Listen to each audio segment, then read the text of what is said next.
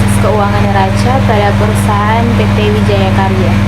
Seperti yang kita lihat dari tabel di atas, pada pos neraca yang pertama, aset lancar pada tahun 2022 sebesar 3.255.000 dan pada tahun 2023 sebesar 3.570, yang berarti mengalami kenaikan sebesar 315.000 atau 9,37%. Kas dan setara kas pada tahun 2022 sebesar 1.350.000 dan pada tahun 2023 sebesar 1.800.000, yang berarti mengalami kenaikan sebesar 450.000 dengan alasan perusahaan mengalami peningkatan penjualan secara tunai dan penagihan piutang yang ada. Yang selanjutnya, pos neraca piutang usaha pada tahun 2022 sebesar 900.000 dan tahun 2023 sebesar 1 juta, berarti mengalami kenaikan sebesar 100.000 atau 11,11%, yang menunjukkan bahwa perusahaan memiliki likuiditas yang lebih baik dan menagih piutang yang lebih efektif. Dan selanjutnya, persediaan pada tahun 2022 sebesar 1.346.000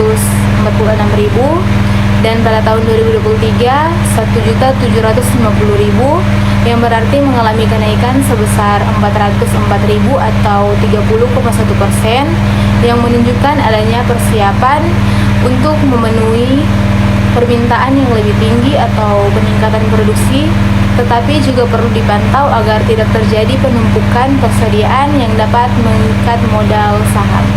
Selanjutnya kita lanjut pada pos neraca aset tidak lancar pada tahun 2022 sebesar 1.815.000 dan tahun 2023 2.675.000, yang berarti mengalami kenaikan atau selisih sebesar 860.000 dengan alasan didorong oleh kenaikan nilai peralatan perusahaan sebesar 550.000 atau sekitar 34,37%, dan hal ini menunjukkan bahwa perusahaan telah berinvestasi dalam aset tetap seperti mesin atau bangunan yang dapat digunakan untuk meningkatkan kapasitas produksi atau operasi jangka panjang.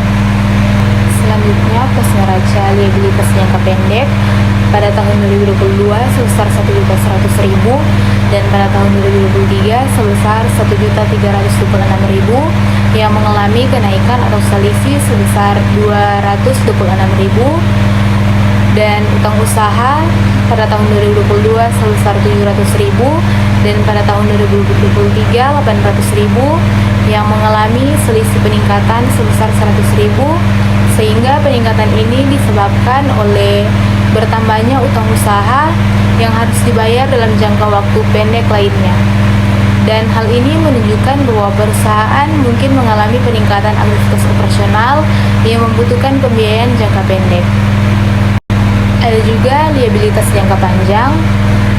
Tahun 2022 sebesar 1.312.000 dan tahun 2023 1.525.000. Selisih peningkatan sebesar 213.000 yang mencakup utang bank atau kewajiban yang jatuh tempo lebih dari 1 tahun, yang pada tahun 2022 348.000 dan pada tahun 2023 465.000, yang berarti mengalami selisih peningkatan sebesar 117.000, dan kenaikan ini menunjukkan bahwa perusahaan mungkin mengambil lebih banyak pinjaman dalam jangka waktu panjang untuk mendanai ekspansi atau proyek-proyek besar yang ada. Dengan liabilitas jangka panjang ini biasanya lebih stabil atau tidak perlu dibayar dalam waktu yang dekat. Dan yang terakhir yaitu ekuitas perusahaan terus meningkat dengan selisih dari tahun 2022 dan 2023 sebesar Rp500.000. Peningkatan ekuitas ini menunjukkan bahwa meskipun ada peningkatan utang, perusahaan berhasil mempertahankan modal yang cukup untuk mendukung operasionalnya perusahaan. Peningkatan modal saham dari tahun 2022 bisa kita lihat di tabel sebesar 2.410.000 ke tahun 2023 sebesar 2.550.000 yang mengalami peningkatan atau selisih sebesar 140.000. Dan laba ditahan pada tahun 2022 300.000 dan pada tahun 2023 tetap 300.000 Dan hal ini juga menunjukkan bahwa laba ditahan atau tambahan modal pemegang saham telah berkontribusi pada penguatan posisi ekuitas yang ada. Jadi kesimpulan yang bisa diambil dari analisis neraca pada tabel perusahaan di atas, yang pertama peningkatan total aset dari tahun 2022 ke tahun 2023 ini menunjukkan adanya pertumbuhan dalam kapasitas dan sumber daya perusahaan, baik dalam aset lancar atau yang dapat digunakan dalam waktu dekat maupun aset tidak lancar seperti properti dan peralatan untuk mendukung operasional jangka panjang. Dan yang kedua itu keseimbangan liabilitas dan ekuitas. Meskipun ada peningkatan liabilitas, posisi ekuitas masih mencerminkan struktur pembiayaan yang relatif seimbang, namun perusahaan perlu membantu rasio utang terhadap ekuitas agar tetap tingkat yang aman dan guna menghindari ketergantungan untuk berlebihan pada utang dan pendanaan. Demikian penjelasan tentang analisis laporan keuangan neraca dari tabel di atas.